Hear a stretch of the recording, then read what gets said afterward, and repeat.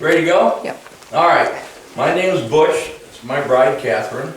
And we've spent since 1985 chasing Lewis and Clark up and down the river, trying to figure out mainly how the boats were built and how they were used. And we discovered early on that how they built is not a problem. That's all documented. How they were used, that's the issue. How were these boats used? And in doing this, in chasing this dream all these years, we found out so much about Lewis and Clark that we've actually incorporated it into the program. Everybody wants to call these keel boats. They're not. They're barges. Not one person on that expedition that kept a journal, and that was all the sergeants and Lewis and Clark ever called it a keel boat. They referred to it most often as the barge, secondly most often as the big boat, third most often as the captain's boat. Now, I will guarantee you, although they never wrote it in the journals, having run these boats probably 400, 500 miles on the Mississippi and Missouri River, Mississippi and Missouri, that they called it dirty, rotten, you-know-what. Because when 12 tons of boat gets away from you and it's going down the river, you can't hardly stop it. There's a story, true story. We were coming back from Mandan, and we were coming into Sioux City, and we needed to hit a little hole to get into this little docking area, which is really nice for speedboats. And by the time you get to Sioux City, the river's channelized and she's moving pretty good. So I was on shore and I had the boys throw me a rope as they went by. This was a 3/4 inch rope which was soaking wet, which about knocked me over. I scrambled up an embankment, put it 2 times around a tree and stopped them and swung them right in there. Like I knew what I was doing. I actually got pretty lucky. But the rope was a 1/2 inch thick and bone dry by the time they got stopped. And they were in a 4-ton boat, not a 12-ton boat. So it gets kind of interesting. You learn so much. For years and years and years, everybody thought that you would take these boats out in the river and you would pull them up the river with a rope, or you would sail them, or you would row them, which is basically true. Rowing against the Missouri River current is really not possible. You can barely make headway with 20 men rowing that big boat, barely. And then after about 10 minutes you're worn out, completely worn out. But they rowed, if you read the journals, they rowed every day. Any man that wasn't doing anything else would row the boat. So why would they do that? 2 reasons. Supplemental power and control. Because you can have these men rowing, stop the guys on this side, have them row on this side, and you can control that boat. And the supplemental power was helpful. Cordelling is like flying a kite. You ever flown a kite? You got a line coming off the top, comes down here, goes back here, and a line going to you. Now, for the kite aficionados out there, if you're in a high wind, you want that kite to fly more like that, you slide that string up. If you're in a low wind, slide that string down, catch more wind. Now lay the kite in its side and take a line from the bow of the boat to the mast, put a ring on it, and then tie a rope to that ring and take it to shore. You see where they're attached here, about 1/3 of the way back. And you're literally flying that boat up the shoreline. And you can run that ring back and forth and control the distance from the shore. Now that distance from the shore will also be affected by the current of the water. Everybody says, well, the water runs the same speed. No, it doesn't. As the river narrows up, it goes faster. As the river goes wider, it goes slower. As it goes around a bend, the water out there on the outside of the bend is going very fast. And the water on the inside might even be running back upstream. It's called backwater. And they would always run the shallows and the backwaters. No reason to be in deep water unless you're going home. But when you're going against the current, you've got to watch out for that kind of stuff. Cordelling was what Lewis and Clark themselves enjoyed the most. They felt that it was very positive. Every foot the men went, the boat went a foot. And so they felt that was effective, And they liked it. The men did not, because as often as not, they were in moccasins and they were walking in the water. And the water's sandy. What does that do to your feet? Sand, moccasin, water. Yeah, blisters, sores, you name it. So they didn't care for that. They liked push poling, which is where you take the pole and you put it in the water, which is what a lot of people think. Actually, you throw it in like a javelin because you got to stick it, because the pole's made of wood, the water's moving, the boat's moving. You stick the pole, and then a lot of people will say they push the pole to the back of the boat. No, they push the pole and push the boat out from under them. The pole's not moving. You end up at the back of the boat, then you lift the pole and run forward, push poling. You've got to be in 4 to 5 foot of water, no more. It's got to have a solid bottom. Can't be mud, it won't work. But the men preferred that because it was clean work. Problem is that for every foot you go, you travel 2 because you're going up and back and up and back. But you were out of the water and you were somewhat comfortable. These are not sailboats. They all had sails, but the sails were used for supplemental power once again. If the wind was more than 5 degrees off your back, the boat would crab sideways.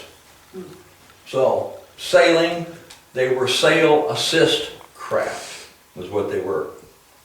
And then you've got the problem where you come to a log jam or something, and the water's rushing through it. And then you take a rope, and you take it ahead of that, tie it off to something, even if it's your anchor that you've drug up there, and you pull the boat through it, and that's called kedging. They will literally sometimes get in the water and pull the boat through hard spots. Now this we've all found out by experimentation and by what was written in the journals. You got to be careful with what's written in the journals. Lewis was coming down the Ohio River with his brand new boat that weighed at least 11 tons. Let's give him the benefit of the doubt and say 10. I've built 7 of them. I've never had one weigh less than 11, and the big one weighed 14. We added a little length and width to it to make it more stable. Let's give him the benefit of the doubt and say 10 tons. And most historians believe that he had 12 to 14 tons of supplies on board. Once again, let's give him the benefit of the doubt. Let's say 10 tons. That's 20 tons. We know for a fact he had 14 men with him. And himself, that's 15 people. And they got stuck on sandbars. Now he wrote a letter to President Jefferson. He said, my men and I got stuck on sandbars and were forced to lift the boat over the sandbar. Do some quick math. If you really believe they lifted that over the sandbar, please raise your hand. The big boat that Catherine and I funded and built, which is now presently at Blue Lake doing boat rides, weighs 12 tons. We weighed it on a truck scale on the interstate. It will also go 70 miles an hour. Of course, that's on the truck going down the interstate. It's 12 tons. Myself and 6 college students lifted it over a sandbar. True fact. Because we weren't lifting 12, Lewis and Clark's men weren't lifting 20, they were reducing buoyancy. Reducing buoyancy just enough to get the hydraulic action of the water to liquefy the sand under the keel and shove it ahead a couple feet. Then get a hold of it, rock it a couple more times, lift a little bit, and shove it ahead a couple feet. It took us 4 hours to get over that sandbar. We were, 15 miles below Mandan, heading back to our camp spot, which was 20. And it was the middle of the night, so we just tied to one of the sandbars and set up camp. But it was an interesting situation. And now at the end of this sandbar, you're going to find on the Missouri, maybe not on the Ohio, but on the Missouri, you're going to find a hole. And in that hole is debris and garbage and stuff that's been sucked into it. It drops right off like that. And I remember as my feet slipped off from under me and my friend put his hand down and said, grab my hand now, probably saved my life that night. Because he pulled me on board and I could feel my feet going off from under me as we cleared the sandbar. The Missouri River is sitting there waiting to kill you if you make a mistake, and it will do just exactly that. I can guarantee it. You've got to be very, very, very careful. But the Missouri River is a river onto its own other than the Mississippi. The Mississippi is different. In fact, where they merged down to St. Louis, it should be called something different, because they're never the same after that. The Missouri is not the Missouri, and the Mississippi is not the Mississippi. They are a different entity. Finding the Missouri River, I would equate it to finding something like a bobcat in your basement, okay? Really neat, but what are you gonna do with it? All full of snags. Speaking of which, can anybody tell me the best time of the year to run the Missouri River in the early 1800s? Spring. Spring. Now, everybody gets that right, but why? Well, it's snow melt. Yeah, snow melt and maybe rain. So, gives you more water, Yeah. and more water means faster water. And Well, that it depends spreads on, out. higher. And we're on And Missouri higher. And because, it's cleaner water, there you go. Cleaner. But why is it cleaner? snow melt. Ice melt takes the snags out. All the snags go with the ice flow. And for about a month, you can do anything you want safely. What happens is these huge trees alongside the river, okay, they will get washed out and they'll drop in the river and they'll float down. And then pretty soon that root ball will get stuck. And then all the leaves and branches will turn that tree downstream. And then all the leaves and branches get stripped off of it. You ever seen the spikes they had on Normandy Beach on D-Day? Yeah, that's what they look like. They're called sawyers. Some of them do this above and under the water, called bouncing sawyers. Go right through your hull, take you out. Next spring, when the ice goes out, take them out with them. So you've got a clean river for about a month. So that's the best time to run. Spring is the absolute right answer. And Dale got pretty close. Did I tell you that, or you figured that out on your own? Hey, he figured it out on his own. Look at the look on his face. Cleaner river. So, and these craft were pretty thick hulled. They were flat bottom, which gives them shallow draft capacity. Best Friend, which is what our boat was named, after her of course, drew 12 inches of water, empty. 12-ton boat, 12 inches of water. And these boats shown here, which are a little narrower, 8 foot 4 inches, which is what Clark specified, 55 feet long, will float in about 13 inches of water, empty. When you put 10 to 12 tons of supplies on them, they float in about 2.5 foot of water. Now there's been some argument in the Lewis and Clark community where they flat bottom and round bottom. The reason for that was a guy by the name of Richard Boss, a model builder. He wrote and published an article in Nautical Research Journal in '92. And he showed the boat as a round bottom boat. Clark's drawing shows a side view and a top view. It does not show a cross section. And this guy was a blue water boy. He did all blue water naval vessels. He didn't know the first thing about brown water traveling. And brown water is all your inland waterways. So he designed it as a round bottom boat. And we've actually tested that design.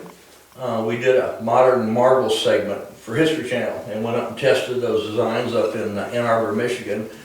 And you can't even cordell a round bottom boat without laying on its side. And empty, it draws 3.5 foot of water. Loaded, it would be almost a submarine, about that far from below the gunnels, okay?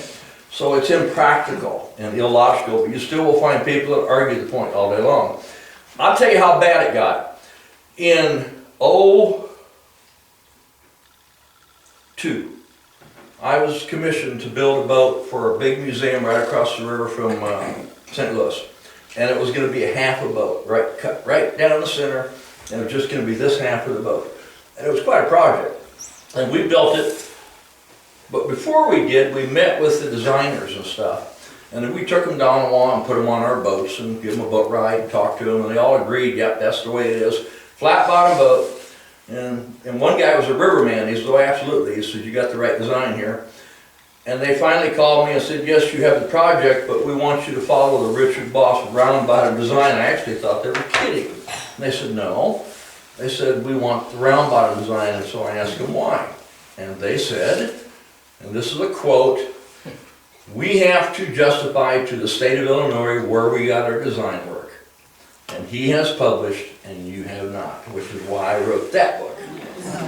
One of the reasons. The other reason I wrote that book, 2 reasons. A, her and the kids said, you got to put it in writing.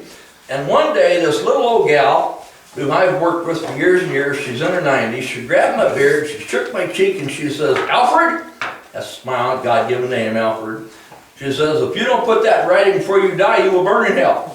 So, that's why the book, okay? But we talk about the adventures we've had on the river. There's a little science in it, there's a little technology, a lot of history, and it covers our life with Lewis and Clark from '85 pretty much to present. And every story in there, as outlandish as it sounds, is true. I got pictures to back it up. They're small pictures, but there's a lot, and they're all in color. So, yeah, you learn a lot doing this, and then you find out a lot about Lewis and Clark that you didn't know for sure.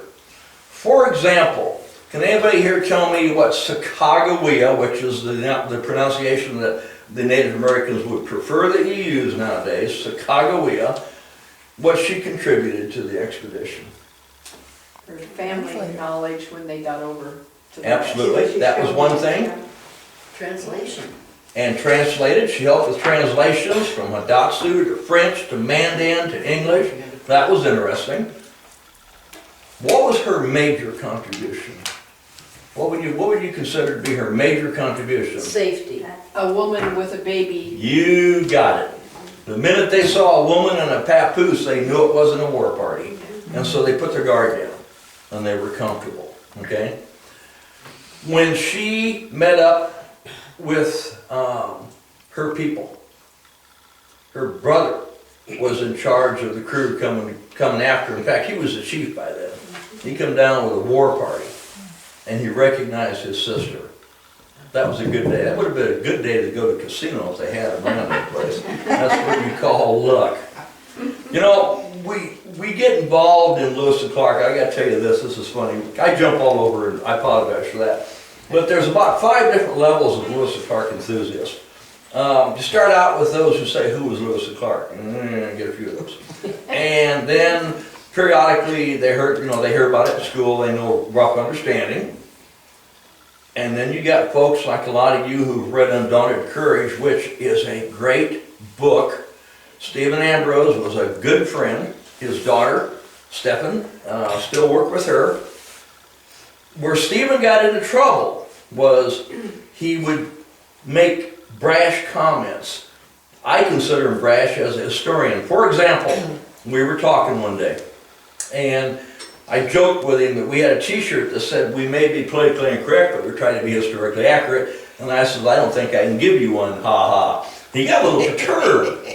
And he said, "Well, what do you mean?" I said, "Well, you said the boat was built in Pittsburgh." He said, "You, among other people, told me that that's where you think it was built." And I do think it was built there. The preponderance of the evidence says that's where it had to be built. You said it was. There's a difference. That's where he got in trouble. But the story is wonderful. And if you want to do Undaunted Courage, and that'll get you interested. Now the next step is to buy all of Gary's books, Gary Moulton. And he's a wonderful guy too, and another good friend. I'm not trying to adopt names, but I've been doing this for 35 years, I've met them all, and we're all in the same little Lewis and Clark community. And then you start studying the journals, and you find out what's what. And you find out that you don't know what's what. I took all the journal entries about the boats and did the book's 145. I think this is 400 pages. I did this 10, 15 years ago.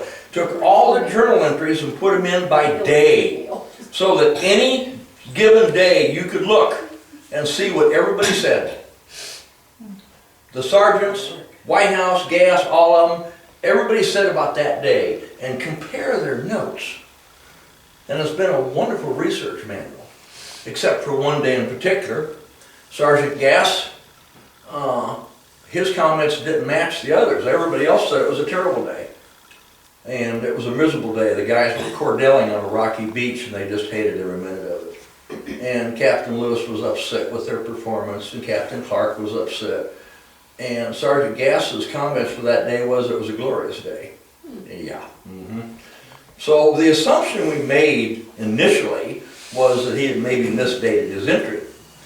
But 3 days later, the first thing Captain Clark says is Sergeant Gass returned from his hunting trip today. Hell, he wasn't even there. Yeah, he's You over know, on shore. so when you're studying Lewis and Clark, you can't do this, you gotta do this. And terminologies, oh my goodness. Pierrot. You don't really see that until you see the first Frenchman hired. And then you start seeing the word Pierrot. To a Frenchman, anything that floats is a Pierrot, and a real honest to God, Pierrot is a flat-bottomed 16-foot flat-sided canoe. I mean, these boats had sails, they had a mast, they had a cannon, they had an 8-man crew and 8 tons of supplies. Really? And then there's those who believe there were dugouts, and that's not happening. So terminologies can really mess you up. Just to understand the terminology problem, let's not go in the past. Let's go 200 years in the future. And if you see PC, what is it? Politically correct or personal computer? And how do you determine? How about thong? My day it was footwear, okay? That's right. Yeah, I can still see I still have my papers for when I was drafted and going to boot camp. Bring thongs. Okay, try that today. So, terminologies can really mess you up, and you have to understand what terminology are. Like when they said we lifted the boat over a sandbar, indeed they did. But yeah, they weren't lifting the 12 tons, they were reducing buoyancy. Chicago, this is interesting. I'm kind of jumping all over, but I'm having fun with it. How many people here remember Ed Ames playing Indian named Mingo? A college, that's ridiculous, a college-educated Indian, how dumb was that? Sacagawea had asked Clark to take care of her son Pompey, and he did. He took him under his wing after she passed. She passed fairly early, and there's some controversy about where. And he sent the boy to England, educated him in Oxford, and brought him back to this country where he threw off his white man trappings and went back to his tribe. The character of Ed Ames on that show was loosely based on the life of Pompey. Isn't that crazy? Sergeant Gass lived to be 102. Okay? I'll tell you an interesting story about Gass. Fathered his last child when he was 80-something? 88, I believe. 88. We had a guy that I met 5 years ago, Eugene Gass Painter. And he is Sergeant Gass's great, and that's all you get, great-great-grandson. Eugene is 86 years old. You ever met him? Yeah, he saw him up, up at Elk Point. yeah. And he went back, and he's still alive and doing well. I heard from him about 6 months ago, okay? And Eugene's great-great-grandfather steered the boat. And I've got pictures of Eugene steering that boat with tears in his eyes. Wow. Yeah, pretty cool stuff. You'll never get any closer to Lewis and Clark than that.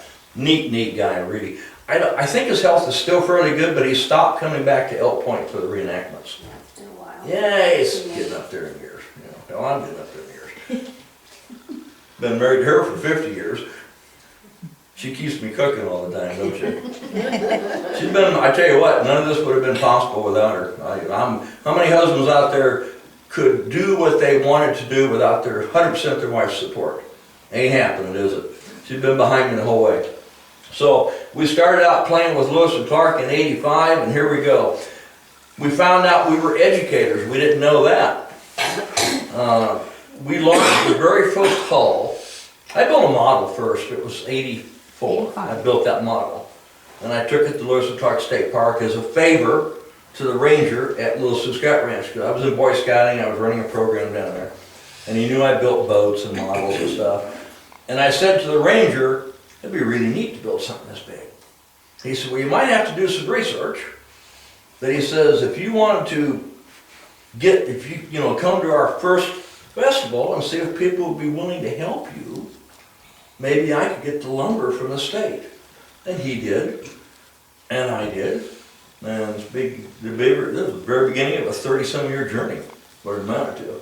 And we've done 7 of the big boats, 14 of the small boats.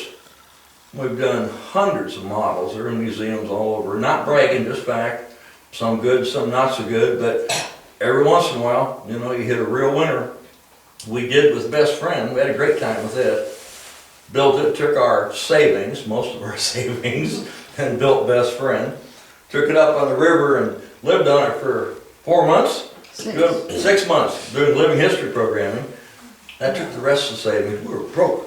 I don't mean to sound like Clinton, but we were broke when we got back from that expedition, let me tell you.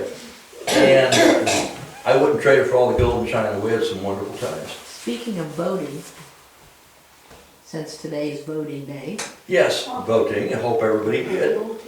Everybody voted today. but Lewis and Clark, Oh, thank you, dear. I love you. When they finally got to the mouth of the Columbia River, they lined everybody up and they said, hey folks,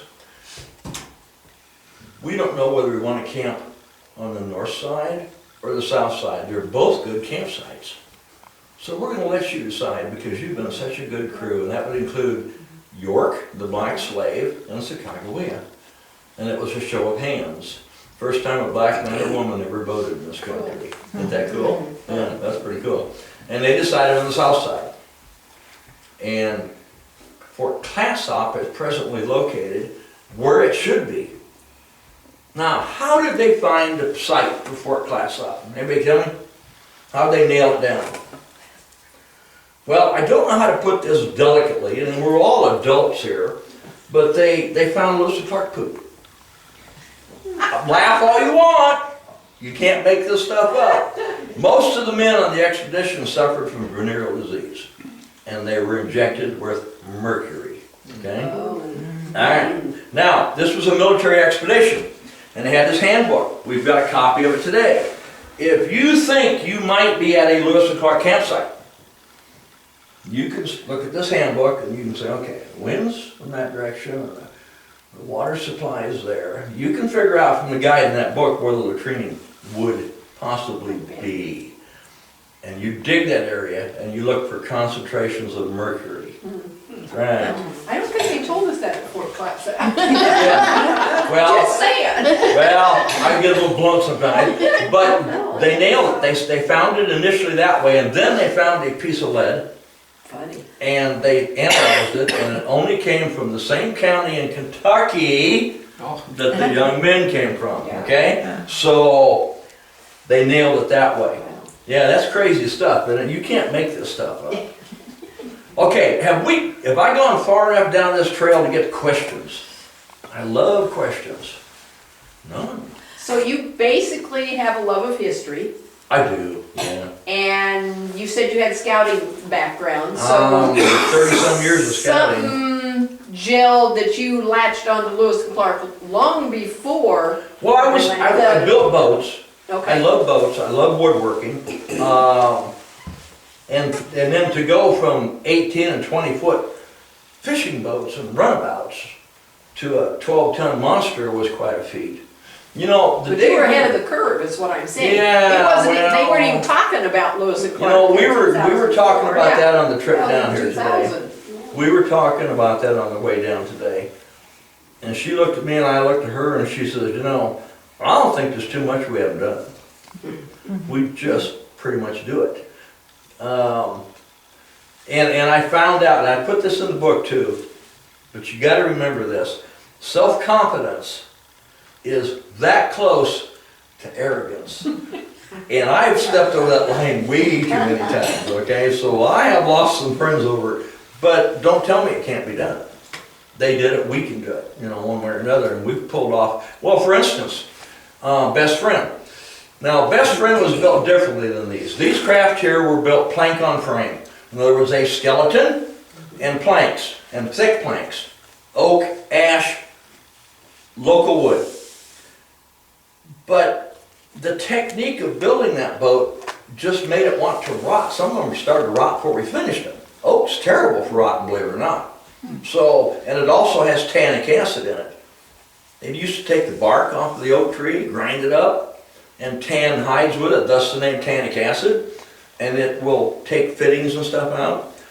So I experimented with building boats out of pressure-treated lumber so they wouldn't rot. Pretty much pioneered that, wrote some articles about it for a couple different magazines.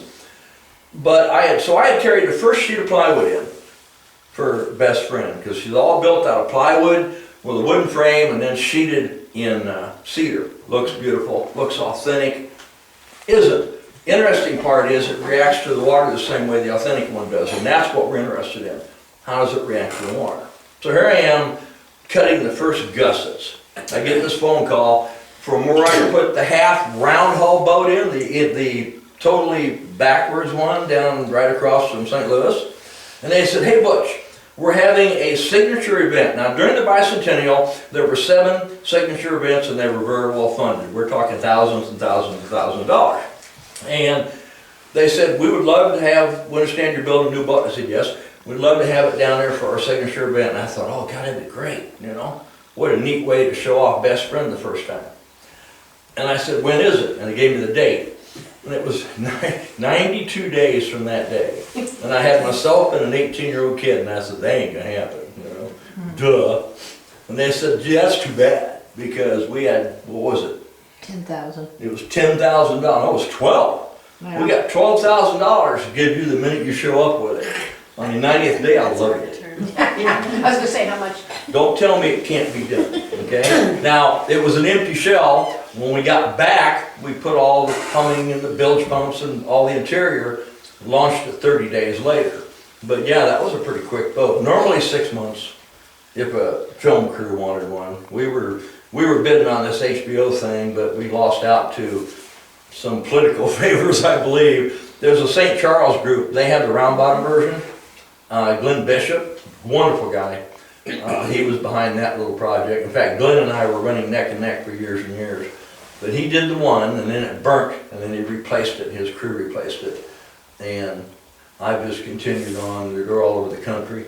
Virginia, and Bismarck, and oh my goodness. We even did the front half of the River Steamboat Yellowstone, full size, 4 stories high. It's up in Bismarck.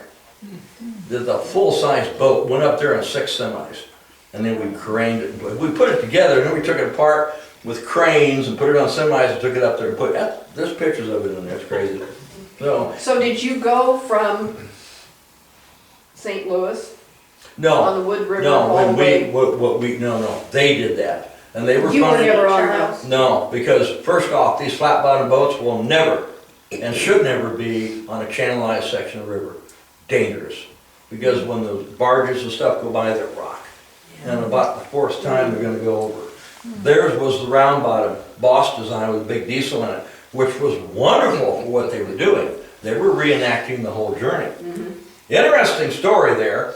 In Pittsburgh, okay, they said that,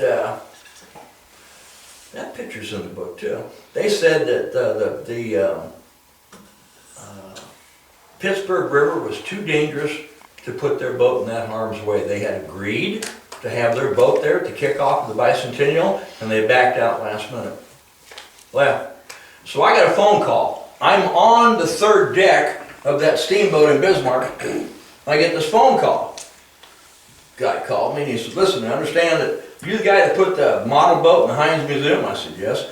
He says, well, we need, you got a full-size keel boat? And I said, yeah, we got one at the park. He says, we need it here in Pittsburgh in 48 hours. Really? You nuts, you drunk, what's going on?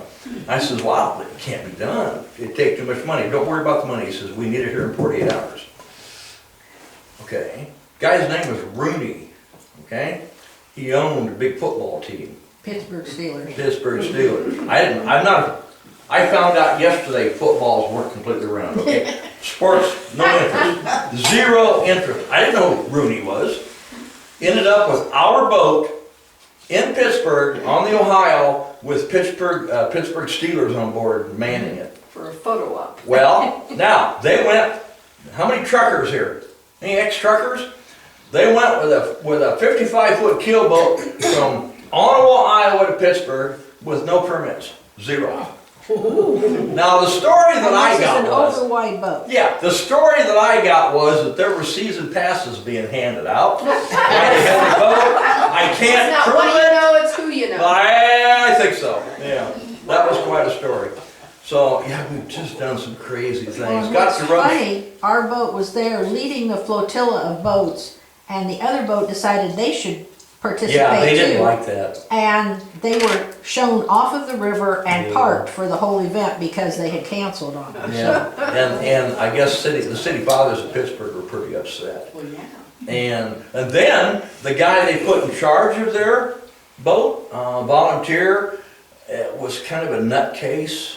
And, well, for instance, we were at the Big Bend with the Brule Indian Reservation. We pulled in with the Raycliffe, the White Pirogue, in '01. And they just loved us. It was kind of funny because we had a bunch of Indians come. We pulled into like a little area there in a park, and a bunch of Native Americans were getting out of their vehicles coming towards us. And they're just like, and I'm thinking, oh shit, we're in trouble, you know, we're in trouble. And they got right up to us and they said, broke into big smiles, said, nice boat, can we see it? I said, sure, no problem. Sure, come aboard, you know. But we ended up going to the school. That's interesting, the school. The guy that hauled my boats around, his name was Frank Cappy. Him and his wife were semi-drivers, who still are. And Frank is interesting. When he's not in costume, he's Frank Cappy. When he is, he's Corporal Richard Worthington. And he'll switch in an instant, okay? So we're hauling this boat past this high school on the reservation, going to a powwow that night. And he said, I wonder if they want a program. Pulled into the parking lot, and I said, well, I'll go in and talk to the principal. Okay. And so I went in, I finally found the principal, and I explained to him who and what we were, and he said, oh yeah, that'd be pretty neat. He says, is that your boat out there? And I said, yeah. And he said, what's that guy doing? And I looked out, and Frank's loading the bow cannon. And the principal turns to me and he says, well, let me get everybody's attention on the loudspeaker. And I said, I don't think that's going to be necessary. As the windows rattled. They all came out. When we did the very first trip with the Raycliffe, the year before, it was just after 9/11. It was within 3 weeks of 9/11. And we made our very first stop. We started at Port Randall Dam coming down to Sioux City, a little short jaunt. First time. And everybody in costume, you know, knives, tomahawks, pistols, rifles. And so we stopped, and one of the guys says, what's that up on? Is that a school up there? And I said, yeah, I think it is. Well, maybe they'd like a program. So two of the guys in full costume with knives, tomahawks, pistols, and rifles wandered into the school. And we were going to be on the river 4 more days. And sure enough, they sent down a minivan with what, maybe 8 kids? Maybe 8 kids. And then he says, where are you going to be next? We're going to be in Springfield about 5 o'clock. Pulled into Springfield to a busload of kids. 5 days later, at that fancy farm place like Heritage Farms, just above Sioux City, not too far from, Yeah, I can't think of I can't think of the name. We pulled in there 14 school buses. 14 school buses. So when we realized we were truly educators, and my wife has often said to me, I've just got a high school education, which writing that book was tough, the high school education, let me tell you, so I had to hire somebody to make me sound intelligent. But, you know, you learn early on that you can share and share and share, but if you can take them under your wing and show them. So we do at the park. We'll take these kids out on the boat and we'll talk to them about how to get off a sandbar. And there's a couple sandbars out there, and I'll snug up on one. And then I'll use the 50 horsepower Honda that's buried in the cabin to back us off of it. But they really, you know, you tell them you got to shift cargo and this and that. That's what Lewis and Clark did. They shifted cargo. When we come back in, we'll beach it. And I usually beach it a little tight when there's kids on board. In fact, I'll get the kids to help me. I'll say, listen, I thought I saw some rocks where the bow of the boat's going to hit the water. And I don't want to hit them, so will you guys kind of look? And they always want to help. And I'll go to the bow and look, and I kind of run her up on the beach about 3 miles an hour. For 12 tons, 3 miles an hour is quite a little bit. You've got quite a contact factor. Oh, we're on the beach, we're on a sandbar, push us off. So we'll get the kids up there with oars and push poles, and trust me, they ain't moving, it'd take a semi.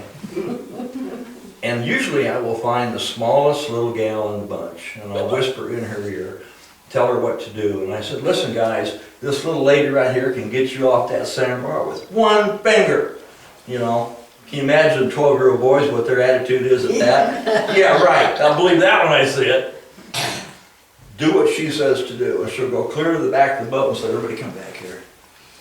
Bow pops up and we float off. Now, you understand shifting carpet. Now they get it. And that's living history. That's how you teach it. You know, that's the neat stuff. And we've had a good time doing it. We really have. I think I'd like to get on the river one more time, maybe two. I'm not a spring chicken. I think my years of building big boats is probably over. In fact, I'm downsizing my shops right now. But we've left a trail. We've left a trail. I tried to tell this story 3 times. When we launched that boat, we didn't have the cabin on it. We just had an empty hull. We were so damn excited to get it in the water. And we put it in the water, and there's at Lewis and Clark State Park, there's like a jetty. And it's probably, what, 600 feet across there? So we launched it here and pulled it across to the jetty. And we pulled it back, and man, we're all excited. And Ernie Eckert and Ernie was quite a character.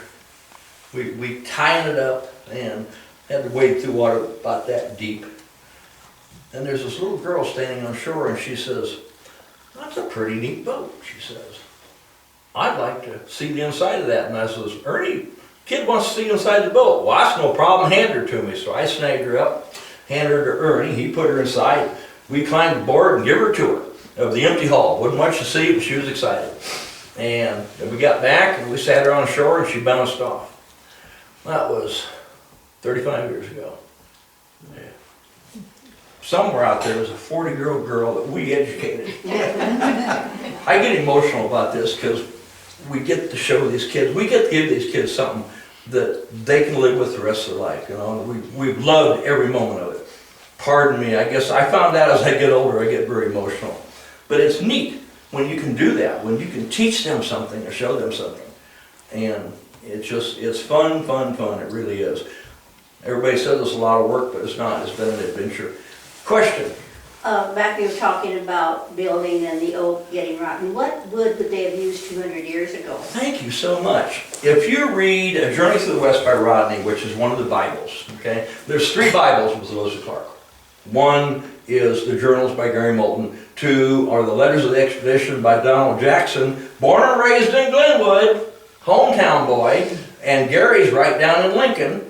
And then A Journey Through the West by Rodney. Rodney was in the Ohio River Valley and talking about the types of boats that were built. He had a boat built right there, possibly Walker, who knows? A Journey Through the West by Rodney, it's good reading, okay? He describes the type of material available and the type of woods available. He also described Lewis when he met him on board his boat, and he said that they had watermelon together, and that Lewis goes up the river in a very nicely built craft, loaded, drawing 2.5 foot of water. 2.5 foot, not 3.5 foot. Okay? Wasn't round bottom, it was flat bottom. We don't know the type of woods, but it would have been locally available. Remember, they did not have semis. Probably, and more than likely, one particular wood would have been used extensively because it was very much available in that area. And today, virtually does not exist. And anything about that big around, then it's killed. Just a blight in '08, same year my dad was born. '08 took every one of them out. I heard it. Chestnut? American chestnut. Chestnut. Oh, What did they use in that period of time? Their saws weren't the best. Well, it's They were using interesting. white pine. 1804. They had sawmills, Right. gang saws that were in a wooden frame. 1804, somebody had invented the bandsaw already. Right. They already figured it out. They couldn't make the metal for it. When they harvested the North Woods, they left all the oaks. All they took were white pines. Because it was quick and easy to cut. Right. Problem is that white pine's not strong enough for a boat. And the information that we're finding is, if you read Rodney, he talks about the sawmills that he sees, and he talks about the types of wood used, and Ash and oak are mentioned, as well as chestnut. And he talks about the sawmills and how they're powered by the river. And they would be up and down gang saws. Slow, but they're self-feeding. So once you set the beam up or whatever it is that you're gonna cut, it just goes and goes and goes until it's cut through. Now, I understand what you're saying, because I've seen that. They don't wanna drag that heavy wood out and spend a long time cutting it to build a house, and that makes good sense. But if you need oak, you need oak. It'd be interesting, when I read Rodney, I did not read it to understand why they bothered with the hardwood, because I just assumed they had no choice. It'd be interesting to reread, I've got it at home, I may do that, and take the comments that you make about the softwood, and see if I can't pick something up there. But I've heard that mentioned before. They left the oak because it's hard to cut. And oak rots very, very quickly, believe it or not. You wouldn't think it would, but it does. So, good comment, I appreciate that. Did I answer your question? Yes. Okay. Would cypress been a good wood to use? Yeah, they build both sides of cypress. You know what? I have come to the conclusion that there is not a wood that has ever grown on this planet that people haven't built both sides of at one time or another. But people right now are making fancy speedcraft out of cypress. It's gorgeous. It's about like Osage. You ever turn a piece, anybody here ever turn a piece of Osage on a wood lathe? It's orange, it's just gorgeous. Well, yeah, it sings and your I got tools fence posts smoke. if you want some. Yeah. I have a 100-year-old fence post still. It'll last forever. Yeah, I make mallets. I love making mallets out of These it. are lean. If you need to But, put them out. Yeah, we got them on the farm. That cypress, I've seen some boats that have been done with cypress upper decks and stuff. It's just gorgeous. Absolutely. Absolutely, why not? You gotta remember, blue water boats were built to last for years and years, okay? And brown water boats, they knew darn good well they wouldn't. They would snag up, they would be lost. So, and this is kind of a weird thing, wrap your head around this. Cheap wood, quick wood, maybe even some pine, but very fine construction techniques. Very tight fittings, very tight joints. And then you elongate and you allow that cheap wood to do what a stronger wood would do. Only it's gonna do it over a shorter period because it's not gonna last. You think about that, wrap your head around it, and it works, okay? It works. Displacement, let's talk about that just a little bit.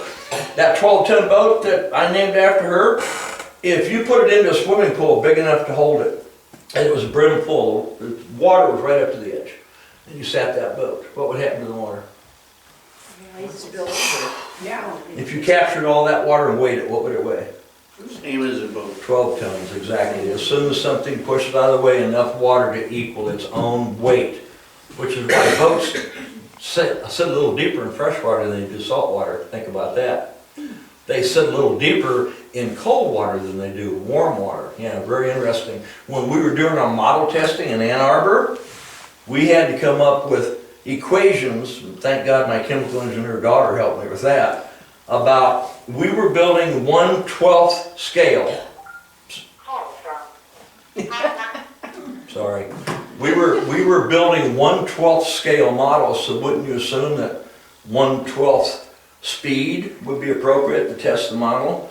Because water, if you reduced yourself in size to 1/12 of what you are now, you could almost walk on water. Yeah, because the water it got tinsel on it. So it gets real interesting. I forget the factor.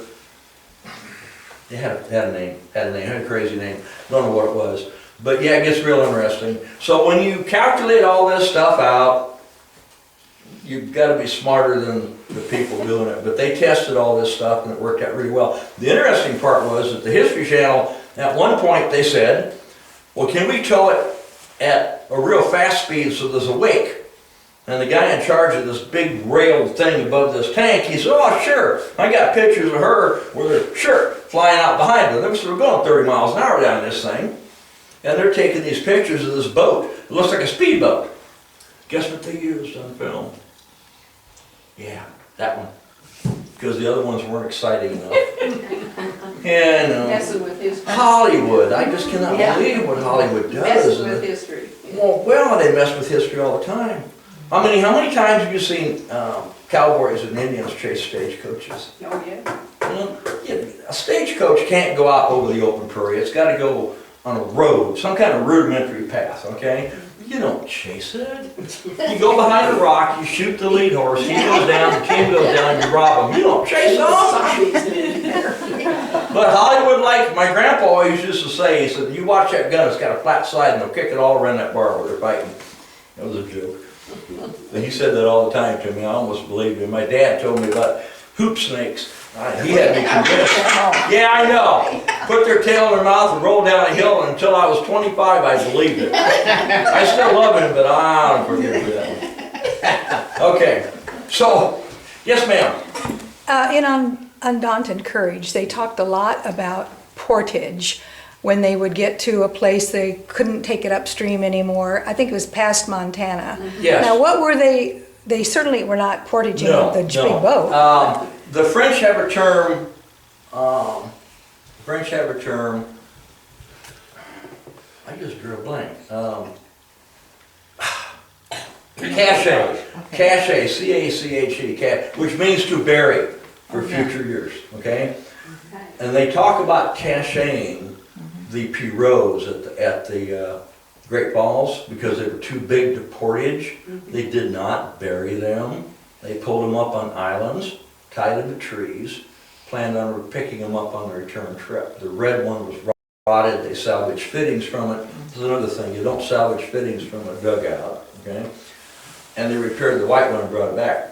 In fact, our first trip on the river, we called it the triumphant return of the white pirogue. We tied right into that.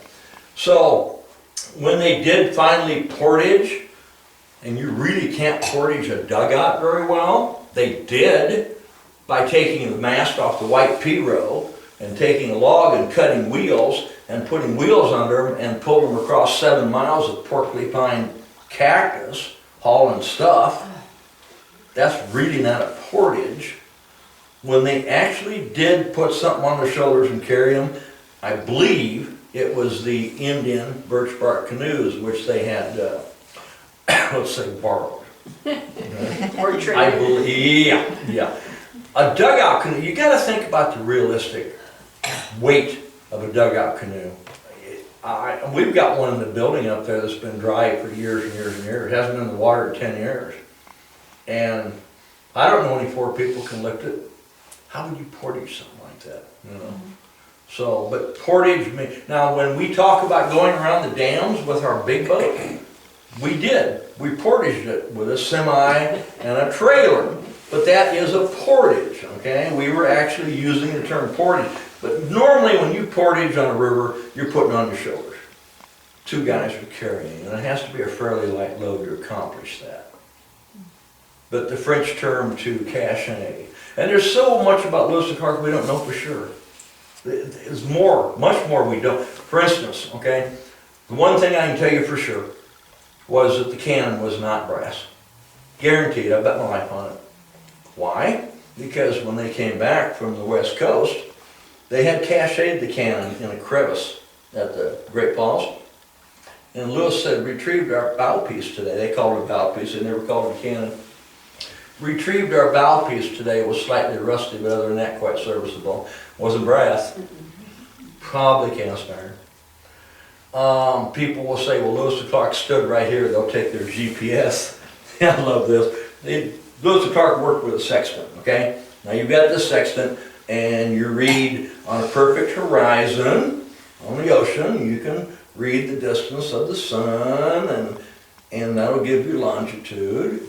And if you know what time it is in Greenwich, England, exactly, that'll give you latitude if you have a clock on board. Lewis and Clark clock never worked. They were guessing at the time by where the sun was. And they didn't have a perfect horizon. So they were guessing still within 9 miles, sometimes closer than that on all their readings. That's a mark. They would, on their horizon thing, they too, it's called back shooting with a mirror and a glass and a bottle of water, bowl of water and a mirror. Pretty quite interesting stuff. So they were close. But you can't imagine today with GPS and everything, anybody would even bother with sextants anymore. That'd be unbelievable. Pretty much every naval ship in this country, and I imagine other countries, have at least 2 people on board that can read a sextant. And they have the sextants on board, plus a magnetic compass, because if an EM pulse, electromagnetic pulse from an atomic bomb were to go off, it would take off everything. All GPS, all electronics, all everything. You've got a $50 million aircraft carrier out there, and you don't know where it's going. You don't know what speed it's moving. You don't know what direction it's going. But if you have a magnetic compass, a log, and a sextant, you can get there within, a good sextant on a good day with a proper clock, within 500 feet, maybe. They're that accurate. So yes, they do. That's your backup. The sextant's your backup. But Lewis and Clark came pretty close. They say, well, Lewis and Clark stood right here now. Where Clark signed his name in the sandstone, he stood right there. Where he dropped his branding iron in Montana in the crevice in the rock, he was right there. That's about the only 2 places you can say they were really there. There are a couple other spots that you can say, well, they're within 100 feet of The here. area. Yeah, but to say they stood right here. We got a gal by the name of Kara Gale. She's a sweetheart. Oh, yeah. You know Kara? You want to hear a funny story about Kara? Kara Gale's got this group up in Council Bluffs, and they have this study group, Lewis and Clark study group. And they were talking about the foods of Lewis and Clark. And this is a little off color, but it's funny and it's true, so what the heck, hope nobody's offended. So they were talking about how to prepare buffalo hump, because it was a delicacy. It was a real delicacy. And the men on the expedition loved it. And so she was talking about it, and they said, well, how do you prepare it? She said, I don't know. Well, I mean, she didn't know. They talked about the fact that they enjoyed it, but she didn't know. And she saw Dave Moran, who was one ornery son of a gun, walking down the hallway. They have glass. And she grabbed Dave and pulled him in. And she said, Dave, you must tell us, because you would know, because you prepare all these foods, you're with the Discovery Corps. How do you make buffalo hump? And he says, well, I think a nice dark room and candlelight dinner would help. And everybody in the room got it but her. And you know Kara, you know she didn't get it. Okay? Yeah. Oh, we've had some good times. What kind of questions? Ask some good questions. Any others? All right, now I have an announcement to make. Everybody, see this print here? That's a limited edition signed print. I've only got about 20 of those left. I got about 80 of these left. Limited edition print. Everybody here is going to get one today. Oh, Okay? A gift from Kathy and I. Everybody here. If you're a husband-wife team and you don't want more than one, that'd be fine too. But if you feel you need 2, take them. But for the fact that you came and gave me your time, I appreciate it. You'll see my bride there, and I got rubber bands. We can roll them up, and she'll sign them and give them to you. And if you would be interested in a book, I bought a few with me. So I recommend So it. the Nebraska History Magazine, and I knew who you were. that was a wonderful review, wasn't Yes, it? it was. Yeah, Of his book, yeah. I'm not a professional writer. I'm not stupid. I got a high IQ, but I didn't go on to college. And writing the book was tough. And then the professional editor that I had to pay to help, she didn't change my words, but she kind of, with the periods and the tell them what I... She threw out about 1,000 commas. Yeah, 'cause I like commas. And capital letters, see, every once in a while, I'll just throw a capital. I had a high school English teacher that I was in love with, okay? She was cute as a bug's ear. And she said, anytime you take a breath, put a comma, and you can't be wrong. No! I must have had her. But then she wanted me to write a short story once. And I says, well, I don't know, what do you mean a short story? She says, like a girl's dress, he says. Long enough to cover the subject, but short enough to be interesting. So I kept those in my mind, and that's how I attacked the book. I got a guy who wants me to write another article on dugout canoes and how they compare to pirogues.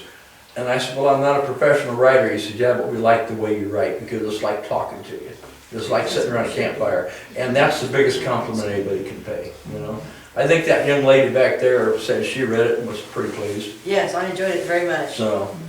It's our story, basically, you know, it's kinda like the Bible is his story, this is my story, my last 30-some years. Well, you lived it. So, we're about out of time, any last minute questions, and we'll come see my bride, we'll get these prints handed out. Thank you so very, very much for coming. Sure. Please do sign. Now, when I sign my book, you get two things. You get my mark, and you get, I'm so glad you Good. came. And I think by reading this, you're gonna learn even more, because we get into the science more. Like,